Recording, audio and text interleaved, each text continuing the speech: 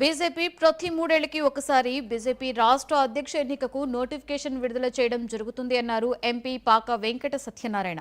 ఎల్లుండి నామినేషన్ స్వీకరించబడతాయని, అదే రోజున సాయంత్రం లోపు ఉపసంహరణ జరుగుతుంది అన్నారు. జూలై 1న రాష్ట్ర అధ్యక్షుడిని ఎన్నుకునే ప్రక్రియ జరుగుతుంది అన్నారు. ఈ కార్యక్రమం పీసీ మోహన్ కర్ణాటక ఎంపీ నేతృత్వంలో జరగనుంది.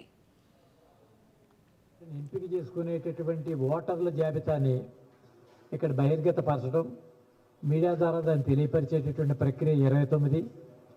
30వ తేదీన ఉదయం 11 గంటల నుంచి 1 గంట వరకు నామినేషన్ల యొక్క స్వీకరణ, ఆ స్వీకరించినటువంటి నామినేషన్ల యొక్క స్క్రూట్ని 1 నుంచి 2 గంటల వరకు 1 గంట పాటు దాని యొక్క నామినేషన్ల దాన్ని స్క్రూట్నీ చేసేటటువంటి ప్రక్రియ.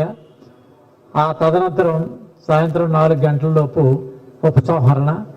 ఈ ఉపసంహరణ తర్వాత 1వ తేదీనే ఈ యొక్క రాష్ట్ర అధ్యక్షుడికి సంబంధించినటువంటి పేర్ని ఖరారు చేసేటటువంటి ప్రక్రియ, బాధ్యతలు అప్పగించేటటువంటి విషయం.